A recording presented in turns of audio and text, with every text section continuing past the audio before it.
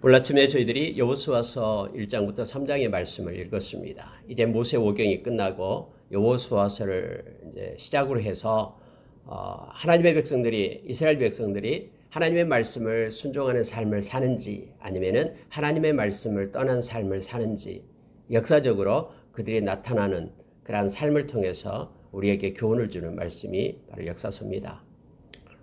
여러분, 우리가 구약을 쭉 나눌 때 주로 8가지 정도로 나누고 있습니다. 또 어떤 학자들은 10가지로 나누기도 합니다만은 이제 이스라엘 백성이 처음에 이제 하나님께서 아브라함을 택해서 하나님의 백성 삼기 전까지 그 시대를 먼저 고대란 시대로 나누고 있습니다.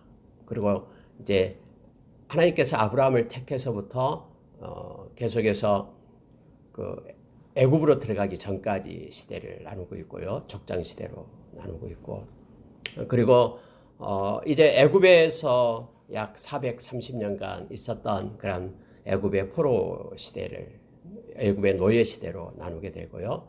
그다음에 광야 시대를 이제 건너와서 40년간, 그리고 이제 가나안 땅으로 들어가게 되죠. 여호수아를 통해서요. 그리고 약 350년 동안 그곳에서 사사들을 통해서 이제 시작이 하나님의 그러한 간섭이 있습니다. 그리고 이제 마지막 사무엘 사사 때에 왕을 세우죠. 사울 왕부터 해서 솔로몬 왕까지 통일 왕국 시대 약 120년간이 지나게 됩니다. 그리고 나서 이제 분열이 되죠. 분열 왕국이 됩니다. 그래서 북이스라엘과 남유다로 나눠지게 되는 분열 왕국 시대가 되게 됩니다. 그리고 나서 BC 722년에 북이스라엘은 아수르에 의해서 호세아 9년에 멸망을 당하고요. 또 남유다는 BC 586년에 시드기야 11년째에 바벨론에 의해서 멸망을 당하게 됩니다. 그리고 나서 바벨론에 이제 포로 생활을 하게 되죠. 그리고 하나님께서 이제 간섭으로 예레미야를 통해서 말했던 70년이 지난 다음에 하나님의 고레스 왕의 마음을 움직여서 다시 회복하는 BC 539년에 그들이 1차로 올라오게 됩니다. 1차, 2차, 3차에 걸쳐서 이제 있게 됩니다. 그리고 나서 우리 주님이 오실 때까지 그런 약 30년, 450년 정도가 지나고 우리 주님이 오시게 되죠. 이러한 역사적인 단계 속에 있는데, 오늘 읽은 이 여호수아는 이제 40년간 광야 시대를 지나서 이제 정복 전쟁으로 나가게 됩니다. 7년간의 정복 전쟁을 합니다. 여호수아 장군. 7년 안에 그 가나안 땅, 하나님께서 약속하신 그 땅을 이제 차지하게 됩니다. 그 7년에 나타나는 그런 하나님의 함께하심에 대한 놀라운 그 전쟁 내용이 바로 이 여호수아서에 나타나게 됩니다. 24장으로 되어 있고요.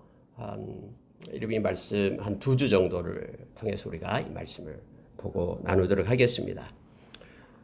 여러분, 우리는 종종 그 인생에 어떤 결정기가 있습니다. 인생을 뭔가를 결정하고 해야 될 그런 절정에 이르는 그런 단계가 있죠. 근데 가끔씩 사람들은 뭔가 중요한 것을 결정해야 될 그런 단계를 놓치는 사람들이 대부분입니다. 때로는 뭔가 가치 있는 어떤 선물을 인생 속에서 우리가 가질 때도 있고요. 때로는 소중한 어떤 관계를 놓치고 꼭 그 관계를 붙잡고 살아야 되는데 관계를 놓치는 경우가 있습니다. 근데 인생 속에서는 이렇게 어떤 중요한 시기와 뭔가 결정적인 것들이 왔다고, 또 그것을 놓쳤다고 해서 우리가 포기하고 또 그것 때문에 낙심할 필요는 없습니다. 왜냐하면 하나님께서는 또 다른 또 기회를 우리에게 주시기 때문에 그렇습니다. 여러분, 이스라엘 백성이 하나님의 말씀을 잘 순종하고 하나님께 영광 돌리는 삶을 살았으면 얼마나 좋았겠습니까? 광야 시대의 말입니다.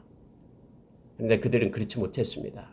근데 그들의 2세에게 하나님은 다시 한번 기회를 줍니다. 그리고 하나님이 약속한 그 땅을 들어갈 수 있는 은혜를 베풀게 되죠. 그래서 그 2세들은요, 하나님의 그 은혜를 힘입고서 이 가나안 땅에 들어가게 되는 내용이 바로 여호수아서에 기록되어 있음을 보게 됩니다. 그래서 여러분 이 여호수아서를 읽게 되면은 약속의 땅 가나안에 들어가는 그러한 이스라엘 백성들의 모습, 그리고 그들이 정복하고 정착하는 이야기들을 기록하고 있음을 보게 됩니다. 우리가 아까 찬양을 했습니다마는 이 가나안 땅이 영적으로는 하나님께서 예비해 두신 바로 하나님의 나라죠. 그래서 우리가 요단강 건너 하나님께서 우리를 위하여 금거둔 아름다운 곳에 우리가 안착할 수 있도록 우리가 믿음으로 살아내야 됨을 알게 됩니다. 이걸 꼭 여호수아서를 읽을 때마다 선한 싸움 싸우고 우리가 믿음을 지키고 바울 사도가 그렇게 디모데후서 4장 8절 9절에서 그렇게 얘기했듯이 우리 주님 만나서 주님이 예비해 두신 그런 안식에 들어가는 우리의 모습을 말씀 속에서 우리가 비추어서 또 알게 됩니다. 또 우리에게 이 말씀이 힘을 공급하고 있음을 보게 됩니다.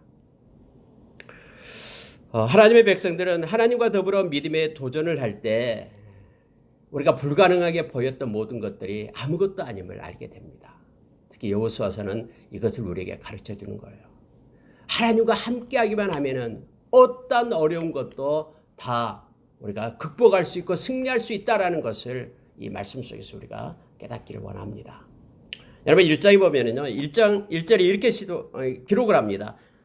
시작을 하는데요. 여호와의 종 모세가 죽은 후에 여호와께서 모세의 수종자 눈의 아들 여호수아에게 말씀하여 이르시되 내 종 모세가 죽었으니 해서 하나님께서 그렇게 말씀을 하죠. 어제 새벽에도 말씀을 나눴습니다마는 그 모세 앞에 붙는 그 단어가 여호와의 종 또는 하나님께서 직접 인정해요. 내 종 모세 이렇게 말을 합니다.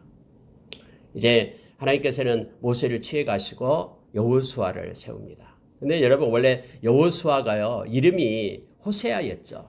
우리가 민수기서 13장인가 그 정탐꾼 버릴 때 이 호세아라고 얘기합니다. 근데 거기에서 이 모세가 이 여호수아 이 호세아의 이름을 바꿔요. 이렇게 개명을 하게 합니다. 여호수아로 바꿉니다.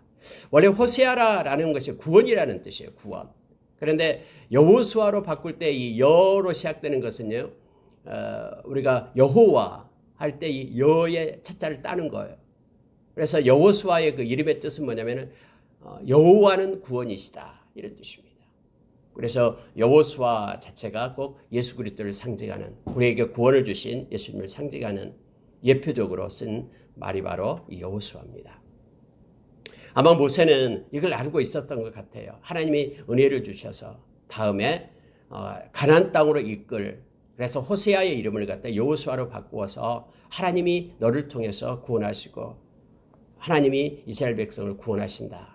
그래서 가나안 땅으로 이끌 종으로 이렇게 리더로 그렇게 세웠음을 보게 됩니다. 여호수아는 이제 약 200만 명 이상을 데리고 가나안 땅으로 하나님의 말씀을 붙잡고 들어가게 됩니다. 자, 여러분 이럴 때요. 하나님께서는 이렇게 여호수아에게 말씀합니다. 물론 여호수아는 그 지파가 에브라임 지파입니다. 우리가 모세의 축복할 때 또 야곱의 축복할 때도 에브라임 지파를 축복을 하잖아요. 그리고 갈렙은 유다 지파고요. 유다 지파.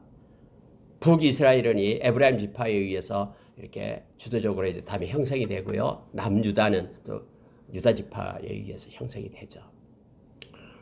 여호수아가 이제 장구에 대해서 이끄는데요. 자, 2절 보시기 바랍니다. 이제 너는 이 모든 백성과 더불어 일어나 이 요단을 건너 내가 그들 곧 이스라엘 자손에게 주는 그 땅으로 가라. 하나님께서 예비한 땅으로 가라라고 말합니다. 내가 모세에게 말한 바와 같이 너희 발바닥으로 밟는 곳은 모두 내가 너희에게 주었노니. 여러분 이 주었다라는 과거적인 표현을 써서 나타내는 이미 주었다라는 거예요. 이미 지금 눈앞에는 나타나지 않지만은 내가 아브라함과 이삭과 야곱을 통해서 이미 약속을 했고 하나님의 약속이 있으면은 하나님께서는 성실히 그 일을 행하시기 때문에 이미 너에게 주었다라고 얘기합니다. 그러니 너희는 담대하게 나가라라고 말씀하고 있는 것입니다. 우리가 여러분 여호수아서 1장은 특히 1절부터 9절의 말씀은 너무나 자주 설교도 듣고 또 많이 묵상했던 내용이죠. 네, 여러분 이 말씀을요 다시 한번 보면 이런 내용이에요. 하나님께서는 이미 내가 너에게 이렇게 약속을 하고 이미 주었다. 그리고 하나님께서는 다 이루었다. 그러니 너는 두려워하지 말고 담대하라. 강하고 담대하라. 이 말만 계속 하는 거예요. 여러분이 말씀을 읽을 때 하나님께서는 지금 여호수아에게 하는 얘기가 그 얘기예요. 너는 강하고 담대해라. 강하고 담대해라. 내가 다 이루어놨다. 그러니 이건 내가 할 일이고 내가 하나님께서 하시는 일은 내가 다 이루어놨다. 그러니 너가 할 일이 있는데 너는 뭐냐면은 너의 마음을 강하고 담대히 하기만 하라라고 얘기하는 거예요. 근데 여러분 말씀을 좀 더 깊이 묵상하면요. 강하고 담대하라라는 것이 뭐냐면 막 매일 막 훈련하고 연습해가지고 근육을 키우고 힘을 키우고 이게 아니에요. 강하고 담대하는데 뭐에 대해서 강하고 담대하냐 그러면요. 하나님 말씀 붙잡기를 강하고 담대히 행하라라는 거예요. 말씀은 지금 눈앞에 있잖아요. 말씀을 주었잖아요. 근데 이 말씀을 강하고 담대하게 말씀을 믿고 의지하고 그것을 순종하라는 거예요. 여러분 우리도 이 땅에 살아갈 때요. 강한 용사가 다른 게 아니에요. 예수 그리스도의 강한 용사는 누구냐면요. 힘 있는 자가 아니라 누구냐면 바로 하나님의 말씀을 붙잡는 자가 강한 용사예요. 하나님의 말씀을 붙잡기를 담대하고 하나님의 말씀을 순종하기를 담대하고 두려워하지 말고 눈앞에 상황을 따라가는 것이 아니라 말씀 따라가라라고 지금 말하고 있는 내용이 핵심입니다. 한번 여러분 보시기 바랍니다. 자 15절 한번 보십시오. 내 평생에 너를 능히 대적할 자가 없으리니 내가 모세와 함께 있었던 것 같이 너와 함께 있을 것임이라. 하나님이 말씀하면 내가 너와 함께 있겠다. 이건 하나님께서 그렇게 하시겠다라고 약속한 거예요. 내가 너를 떠나지 아니하며 버리지 아니하리라. 하나님은 약속합니다. 내가 할 일은 내가 하나님이 너와 함께 한다. 너를 절대로 버리지 않고 너를 떠나지 않는다. 이거 내가 할게. 이거 약속할게 하면서 말하는 거예요. 그러면서 6절에요. 강하고 담대하라. 너는 내가 그들의 조상에게 맹세하여 그들에게 주리라 한 땅을 이 백성에게 차지하게 하리라. 여러분 보십시오. 여기서 보면요. 네가 할 일, 즉 여호수아 편에서 해야 될 일은 강하고 담대하라고 말합니다. 너는 여호수아는 라고 말하죠. 여호수아 너는 이 백성에게 차지하게 하리라. 내가 약속한 그 땅 너는 이 백성에게 차지하게 하리라. 여러분 보십시오. 이 백성에게 차지하게 하리라. 누가 그렇게 차지하게 하는 그런 주체가 누굽니까? 여호수아예요. 보십시오. 하나님이 이미 다 만들어놨다고 얘기합니다. 내가 하나님이 그들의 조상에게 맹세하여 그들에게 주리라 한 땅 그것을 네가 이 백성에게 차지하게 하리라. 하나님께서는 이 땅을 하나님의 백성에게 약속을 했습니다. 그래서 이제 내가 너로 하여금 이 백성들에게 그 땅을 차지하게끔 내가 너를 그렇게 행하겠다. 그러니 너는 강하고 담대하라라고 말합니다. 여러분 하나님께서는 이처럼 사람을 통해서 일을 하십니다. 여호수아를 통해서 일하는데요. 하나님이 예정하시고 그 땅을 내가 알아서 다 할 게가 아니라 내가 너로 하여금 백성들이 그 땅을 차지하게끔 내가 너를 붙들고 내가 너와 함께하리라. 너 떠나지 않고 버리지 않겠다라고 하나님은 약속하신 것입니다. 그래서 여러분 우리가 하나님의 일을 할 때요. 우리가 하나님의 그 약속을 붙잡고 우리가 움직여야 됩니다. 말씀에 순종하면서 우리가 하나님의 세우신 그 자리에서 우리가 서야 됩니다. 하나님은 여호수아를 세워서 하나님의 일을 행하시겠다고 말하는데 너는 강하고 담대하게 말씀만을 믿고 따라오라라고 말하고 있는 것입니다. 자 여러분요. 또 한 번 반복해서 얘기하는 거예요. 7절 보십시오. 오직 강하고 극히 담대하여 두 가지를 강조합니다. 너는 오직 강한 마음을 가지라라고 얘기하죠. 극히 담대하라라고 말합니다. 오직 강하고 극히 담대하여 나의 종 모세가 내게 명령한 이 율법을 다 지켜 행하고 자로나 우로나 치우치지 말라. 그리하면 어디로 가든지 형통하리니. 하나님께서는 형통의 복을 주신다고 약속하는데 이거예요. 오직 강하고 극히 담대하여 뭘 하라고요? 하나님의 말씀을 지켜 행하라라고 얘기합니다. 오직 강하고 극히 담대하여 율법을 다 지켜 행하라라고 말합니다. 그래서 율법 지키는데 강하고 담대하게 행할 것을 말하고 있는 거예요. 즉 말씀을 순종하는 것에 강하고 담대할 것을 말합니다. 여러분 우리가 말씀을 순종하지 못하게 하는 갖가지 상황과 환경이 우리 앞에 펼쳐져요. 지금 거대한 민족들이 있어요. 가나안 땅에 엄청난 성벽이 있어요. 말씀을 순종하지 못하게끔 붙잡고 두려움을 주는 것들이 있어요. 그런데 너는 그것 보지 말고 너는 온전히 해야 될 것은 강하고 담대하게 말씀을 붙잡고 지켜 행하라. 그리하면 네가 형통의 복을 누리게 될 것이다라고 말하고 있는 것입니다. 어디로 가든지 형통하리라. 어느 곳에 있든지 어디로 가든지 그곳이 큰 성벽이 있든지 그것이 힘이 센 안악자손이 있든지 어디로 가든지 네가 형통하게 되는데 그 조건이 뭐냐면 오직 강하고 극히 담대하여 하나님의 말씀을 순종하라. 이겁니다. 여러분 다시 한번 또 하나님께서는 이렇게 말합니다. 강조해서 8절에 보십시오. 이 율법책을 내 입에서 떠나지 말게 하며 주야로 그것을 묵상하여 그 안에 기록된 대로 다 지켜 행하라. 그리하면 내 길이 평탄하게 될 것이며 네가 형통하리라. 하나님은 다시 한번 또 말씀합니다. 너 길이 평탄하게 될 것이다. 하나님이 그렇게 만드시겠다고 얘기합니다. 어쩔 때요? 말씀을 순종할 때. 주야로 묵상하라로 얘기합니다. 끊임없이 하나님의 말씀을 묵상하고 하나님의 말씀, 기록된 그 말씀을 순종할 것을 말합니다. 그러면은 이 모든 싸움에서 너가 승리하게 될 거고 어떤 적을 만나든지 너는 평탄의 길을 걸게 될 것이고 형통의 복이 너에게 임하게 될 것이다 라고 말합니다. 오늘날 이 말씀은 저와 여러분에게도 유효합니다. 우리가 이 땅에서 여러분 하나님의 말씀을 순종하기로 마음에 작정하고 말씀만 붙잡고 있으면 그 모든 일들 말씀에 약속한 모든 것들이 우리에게 하나님으로 인하여 성취가 됨을 알게 됩니다. 세 번째로 여러분 다시 한번 얘기합니다. 자, 9절에 보시기 바랍니다. 내가 내게 명령한 것이 아니냐. 이건 내가 명령한 것이다. 하나님께서 여호수아에게 그렇게 말하는 거예요. 강하고 담대하라. 두려워하지 말며 놀라지 말라. 네가 어디로 가든지 내 하나님 여호와가 너와 함께 하느니라 하시니라. 하나님은 나는 언제나 너와 함께 한다. 그러니 이제는 너가 해야 될 일이 있는데 강하고 담대하라. 두려워하지 말라. 하나님 말씀 순종하는데 두려워하지 말 것을 말하고 있습니다. 점점 세상은 우리가 잘 아는 디모데후서 4장 2절 3절의 말씀처럼요. 바른 교훈 받기를 세상은 싫어합니다. 하나님의 말씀을 따라서 순종하기를 싫어해요. 자기 마음대로 임의로 그래서 다른 교훈을 따라서 살아가고 있습니다. 그런데 하나님의 백성은 하나님의 말씀을 떠나서는 살 수 없습니다.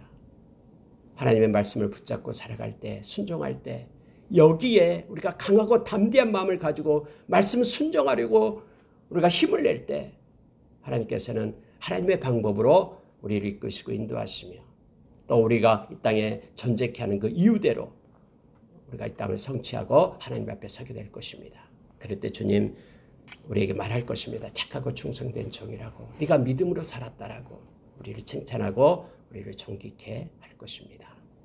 여러분 점점 이제 세상은요 말씀을 흔드는 세상으로 가게 됩니다. 우리가 히브리서 13장에서 하나님의 백성의 11가지를 얘기하면서 그 중에 하나가 뭐냐면 너는 너의 마음이 다른 교훈의 마음을 뺏기지 말라라고 말합니다. 다른 교훈은 말씀이 아닌 다른 것에 너의 마음이 흔들리고 마음을 뺏기지 말 것을 성경 그렇게 우리에게 말해주고 있습니다. 그래서 너는 은혜로서 너 마음을 굳게 해라 라고 우리에게 말하고 있죠. 하나님이 주신 은혜로서 말씀을 붙잡고 살아가는 저와 여러분 되기를 원합니다. 여러분 이제 10절부터요 마지막 18절까지 말씀은 이제 여호수아가 동편에서 땅을 얻었던 그러한 세 지파가 있었죠. 그 루벤 지파와 갓 지파로 므낫세 반 지파에게 그들에게 이제 말을 합니다. 그 내용이 바로 14절에 나와 있는데 한번 보십시오. 너희의 처자와 가축은 모세가 너희에게 준 요단 이쪽 땅에 머무르려니와 너희 모든 용사들은 무장하고 너희 형제보다 앞서 건너가서 그들을 돕되라고 말합니다. 앞서 건너가라라고 얘기합니다. 처자들은 놔두고 무장한 용사들은 어떤 형제보다 앞서 가라라고 말합니다. 그리고 여러분 실제적으로 그들은 앞서서 열심히 싸웠습니다. 7년 동안 그들은 전쟁이 끝나고 나서 다시 돌아가게 됐음을 우리는 너무나 잘 압니다. 여러분 16절 보면은요. 그들이 이렇게 고백을 합니다. 참 아름다운 고백입니다. 한번 보십시오. 그들이 여호수아에게 대답하여 이르되 당신이 우리에게 명령하신 것은 우리가 다 행할 것이요 당신이 우리를 보내신 곳에는 우리가 가리이다. 우리가 범사의 모세에게 순종한 것 같이 당신에게 순종하려니와 오직 당신의 하나님 여호와께서 모세와 함께 계시던 것 같이 당신과 함께 계시기를 원하나이다. 여러분 보십시오. 이 지금 세 지파가 뭐라고 얘기하냐면요. 하나님께서 하신 말씀을 그대로 또 하는 거예요. 하나님께서는 그 어떻게 여호수아에게 말씀했습니까? 하나님이 여호수아야 내가 너와 함께하리라. 내가 너를 버리지 않고 떠나지 않겠다라고 여호수아에게 얘기한 거예요. 그래도 이 지파 세 지파도 역시 그렇게 얘기합니다. 오직 당신의 하나님 여호와께서 당신과 함께하기를 원하나이다. 또 하나 여러분, 자 18절에 이렇게 말합니다. 누구든지 당신의 명령을 거역하며 당신의 말씀을 순종하지 아니한 자는 죽임을 당하리니 오직 강하고 담대하소서. 이것도 여러분 하나님께서 여호수아에게 말했던 거 다시 한번 얘기하죠. 그 백성들을 통해서 오직 당신은 강하고 담대하소서. 하나님께서 그렇게 당신에게 명령했듯이 당신은 강하고 담대하소서라고 말합니다.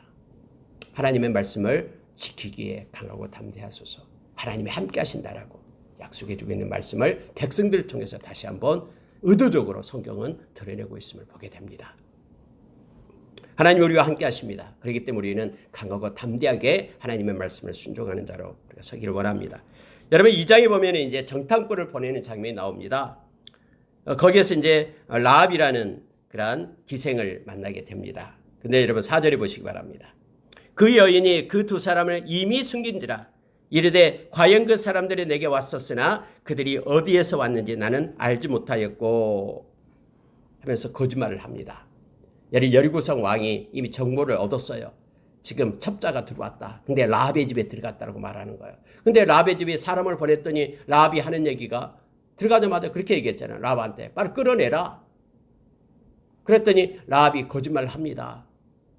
그렇게 말해요. 이미 숨겼다라고 얘기합니다. 지붕 위에다 숨겼죠.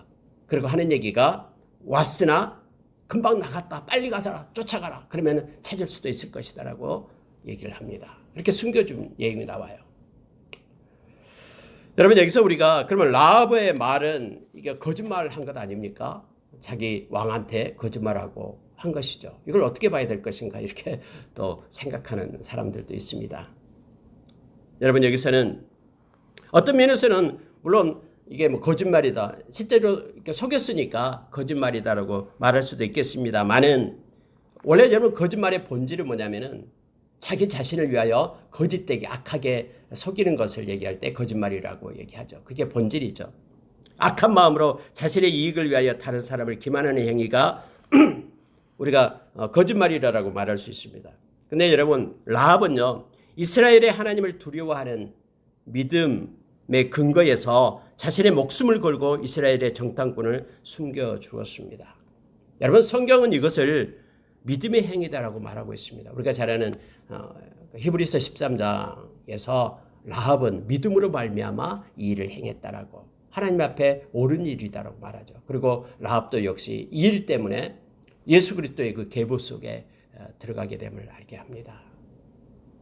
그럼 우리는 그 뭐 선한 일을 위하여 거짓말을 해야 됩니까? 이런 뭐 문제까지도 우리가 생각할 수가 있는데요. 언제나 하나님 편에 우리는 서야 됨을 그게 기준이 되어야 됨을 알게 합니다. 그리고 여러분 믿음으로 행하는 것에 대해서 우리가 이것을 봐야 됩니다. 예를 들어서 이런 거예요. 그 어떤 악한 자가 있는데 악한 자가 지금 믿는 사람 누군가를 갖다 잡아서 죽이려고 그래요. 내가 그걸 알고 있어요. 그러면은 죽이려고 할 때 우리는 어떻게 되는가에 대한 것을 우리가 생각해 볼 수가 있습니다. 그러면은 여기 뭐 자세하게 말하면서 이거 데려가세요. 죽이세요. 라고 말할 수 없는 거잖아요. 무슨 얘기냐면요. 이 라합은요. 자기 생명을 걸고 지금 이 두 사람을 숨겨주는 거예요. 하나님을 생각함으로 하나님이 주신 마음에 그는 순종하고 있는 것을 보게 됩니다. 이미 여러분 하나님께서 라합의 마음을 하나님께서는 만졌어요. 그래서 그는 하나님을 믿고 있었다라는 사실을 알게 돼요. 만약에 하나님을 믿고 있지 않는 사람이었다면 절대 정탐꾼을 숨겨줄 수 없어요. 자기의 목숨을 걸고 자기가 발각되면 자기도 죽거든요. 자기 가족이 다 죽어요. 그런데 이미 하나님을 믿고 있어서 그는 하나님의 명령에 순종하는 자로 세워졌음을 우리는 알게 됩니다. 왜냐하면요. 그의 고백을 보면 알 수가 있습니다. 자, 9절에 한번 보시기 바랍니다. 말하되 여호와께서 이 땅을 너희에게 주신 것을 내가 아노라. 하나님이 주었다라고 그는 말합니다. 우리가 너희를 심히 두려워하고 이 땅 주민들이 다 너희 앞에서 간담이 농나니 이는 너희가 애굽에서 나올 때에 여호와께서 너희 앞에서 홍해물을 마르게 하신 일과 너희가 요단 저쪽에 있는 아모리 사람의 두 왕 시온과 옥에게 행한 일, 곧 그들을 진멸시킨 일을 우리가 들었습니다. 우리가 듣자고 마음이 녹았고 너희로 말미암아 사람이 정신을 잃었나니 너희의 하나님 여호와는 위로는 하늘에서도 아래로는 땅에서도 하나님이시라. 여러분, 이 고백은요, 하나님을 인정하고 하나님의 하나님 되심을 인정하는 고백이에요. 그래서 이미 하나님에 대한 내용을 다 알고 있고 그 하나님을 지금 알고 있었고 이스라엘의 하나님, 그 이스라엘의 하나님을 그는 믿고 있어 참 하나님이라고 믿고 있었습니다. 여리고 기생인 라합이 어떻게 이스라엘의 하나님을 믿었는가에 대해서 우리는 여러 가지로 생각해 볼 수가 있습니다만, 이스라엘이 여기까지 광야 생활을 했던 것, 그의 고백으로 봐서요. 홍해를 가르고요. 그리고 광야에서 하나님께서 행하셨던 모든 것들, 특히 두 왕 시온과 옥에게 행한 진멸하게 했던 그 모든 것들, 하나님이 아니시면은 이런 일을 할 수 없다. 하나님이 이스라엘 백성을 돕고 있다라고 라합은 믿었습니다. 이에 가나안 사람들이 간담이 녹았다라고 라합은 고백하고 있는 것이죠. 다시 말하면은 라합은 거기서 더 나아가서 이스라엘의 하나님을 믿었고 믿은 대로 행동했다라는 것이 성경 통해서 우리가 알 수 있습니다. 결국 이것 때문에 구원을 받았다라고 히브리서 11장에서 우리에게 말해주고 있어요. 하나님의 명령 앞에 라합은 순종하는 것이 되는 것입니다. 마치 여러분 산헤드린 공회원 앞에서 우리가 사도행전 4장에서 그 베드로가 말했던 것들이 있죠. 하나님 앞에서 너희 말 듣는 것과 하나님 말씀 듣는 것 어느 것이 옳으냐 너희들이 판단하라 라고 말하는 것입니다. 우리가 우리의 욕심을 위해서 우리의 뭔가 이익을 위해서 속이면서 뭔가를 행해서는 안 됩니다. 그러나 하나님께서 우리의 마음 가운데 주실 때 믿음으로 그 말씀을 따라서 행하는 것은 하나님 앞에 아름다운 것이다라고 성경은 말해주고 있습니다. 초대교회 때도 그렇잖아요. 막 로마 병정이 믿는 자를 막 죽이려고 잡아서 이렇게 사자 밥이 되게 하고 이러고 막 찾으러 다니죠. 막 숨겨요. 근데 와서 물어요. 이거 너 숨겨놨지? 아니요. 나 숨겨놨어요. 이렇게 잡아서 준 사람이 어디 있겠습니까? 이걸 이렇게 믿음의 행위로 우리가 봐야 됨을 알게 됩니다. 자, 여러분 14절로 한번 보시기 바랍니다. 그 사람들이 그에게 이르되 네가 우리의 일을 누설하지 아니하면 우리의 목숨으로 너희를 대신할 것이요 여호와께서 우리에게 이 땅을 주실 때에는 인자하고 진실하게 너를 대우하리라 하면서 서로 거래를 합니다. 그러면서 아버지의 집에 있는 사람들, 가족들을 다 살려달라고 요청할 때 그 여리고성 위에 집이 있었거든요. 그래서 붉은 줄로 그들을 달아서 내리죠. 살려줍니다. 그러면서 여기까지 얘기합니다. 숨어 있다가 가라. 그들에게 만나게 될지도 모르니까. 하나님께서 우리를 달아내는 그 창문에 이 붉은 줄을 메고 내 부모와 형제와 내 아버지의 가족을 다 집에 모으라. 누구든지 내 집 문을 나가서 거리로 가면 그의 피가 그의 머리로 돌아갈 것이야. 우리는 허물이 없으리라. 그러나 누구든지 너와 함께 집에 있는 자에게 손을 대면 그의 피는 우리의 머리로 돌아오리라 하면서 약속을 합니다. 붉은 줄을 창문에 매니라라고 21절에 말하고 있습니다. 여러분 이 붉은 줄에 대한 것도 여러 가지로 해석을 합니다. 이 붉은 줄이 라합하고 그리고 그 정탐꾼하고 서로 약속해서 생명의 약속이죠. 이게 맺지 않는다 그러면은 그들은 이제 여리고 전쟁할 때에 그들은 죽게 되는 거죠. 붉은 줄이 바로 구원과 연관된 생명의 줄이다라는 것에서 예수 그리스도의 십자가의 보혈을 예표하고 있다라고 말합니다. 예수님의 보혈이 없이는 우리는 구원받을 수 없는 생명을 얻을 수 없는 것이기 때문에 그렇습니다. 절망적이며 자포적인 하는 그런 상태의 마음을 나타낼 때 간담이 녹다 이런 표현을 써서 이스라엘 백성들은 사용했습니다. 수수학적 특징을 써서 나타낸 것이죠. 하나님이 함께했습니다. 이미 하나님이 그 땅을 점령했습니다. 라는 고백을 말하고 있는 것입니다. 이에 여러분 이제 정탐꾼의 말을 듣고 이 여호수아는 이제 그들에게 해야 될 일이 있다고 말합니다. 그게 3장 5절입니다. 여호수아가 또 백성에게 이르되 너희는 자신을 성결하게 하라. 여호와께서 내일 너희 가운데에 기이한 일들을 행하시리라. 하나님께서 행하실 때에 너희들이 해야 될 것은 마음을 성결하게 하는 것이다 라는 거예요. 하나님은 거룩하신 하나님이시기 때문에 하나님과 함께 일하고 함께 싸우고 또 함께하는 이들은 가장 먼저 하나님 앞에 성결한 자로 서야 됩니다. 제사장이 성전에 또 성막에 들어가서 그러한 제사를 드리고 하나님 앞에 예물을 드릴 때 또 제사장 역할을 할 때 반드시 이마에 써야 되죠. 대제사장요 여호와께 성결. 그래서 성결할 것을 먼저 여호수아는 백성들에게 말합니다.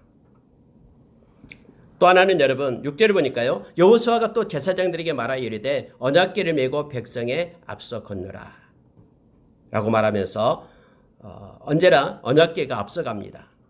근데 가까이 붙지 말라고 얘기하죠. 2000규빗 정도 떨어져라. 2000규빗이면 약 900m 정도가 됩니다. 그래야지만이 많은 사람들이 언약궤를 볼 수 있기 때문에요. 언약궤가 앞서갑니다. 언약궤 안에는 언약궤라는 그 의미가 하나님의 그 말씀이 들어있기 때문에 그렇죠. 십계명 돌판이 들어있고요. 모세의 쌍난 지팡이 그리고 만나 항아리가 들어있는 것이죠. 하나님이 먹이시고 함께 하시고 지도하시고 또 하나님의 말씀이 먼저 갑니다. 그래서 말씀을 따라가는 거예요. 이스라엘 백성. 언약궤를 따라간다라는 것은 말씀을 따라가는 이스라엘 백성의 모습을 나타냅니다. 이렇게 말합니다. 7절에서요. 여호와께서 여호수아에게 이르시되 하나님께서 말씀하십니다. 내가 오늘부터 시작하여 너를 온 이스라엘의 목전에서 크게 하여 내가 모세와 함께 있었던 것 같이 너와 함께 있는 것을 그들이 알게 하리라.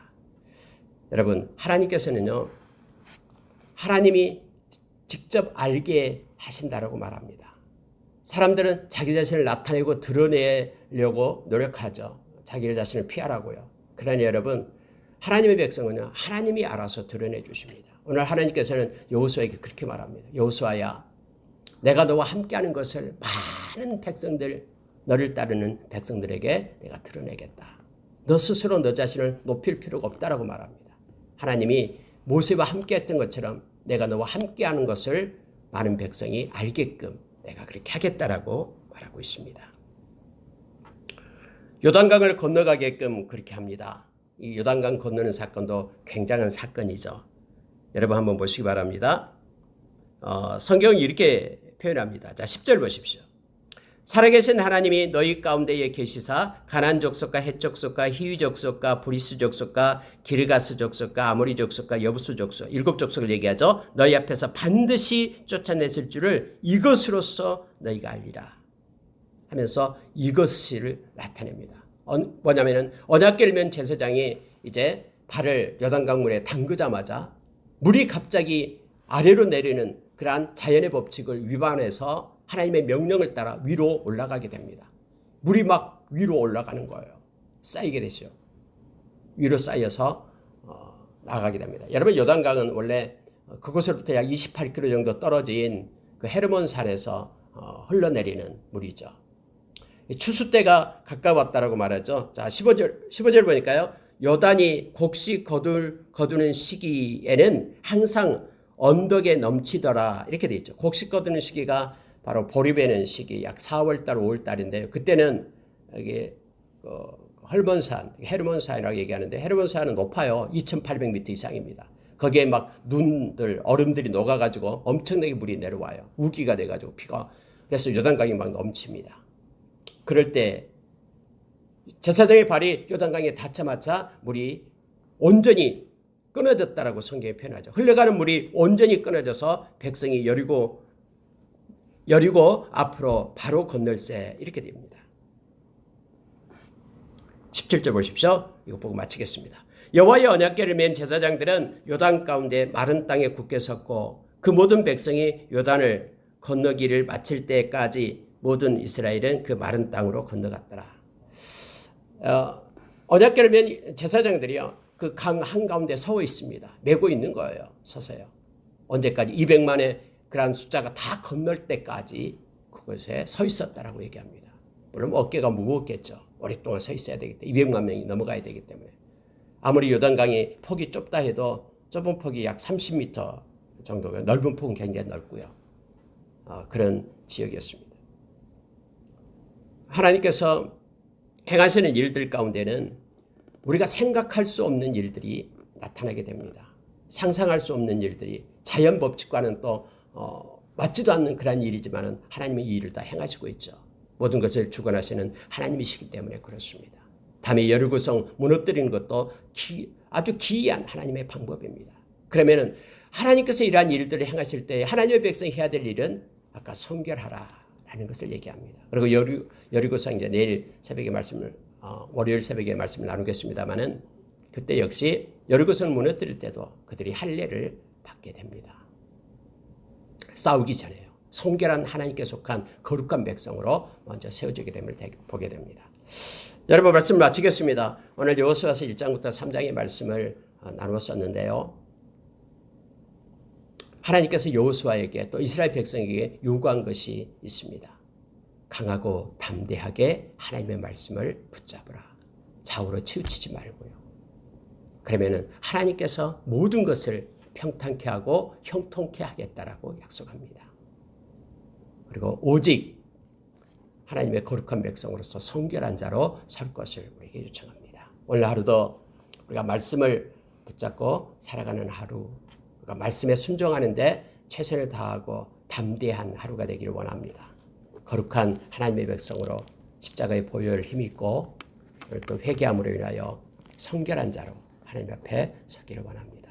하나님 우리를 떠나지 않고 버리지 않고 늘 함께 하십니다. 하나님과 동행하는 하루 되기를 원합니다. 기도하겠습니다.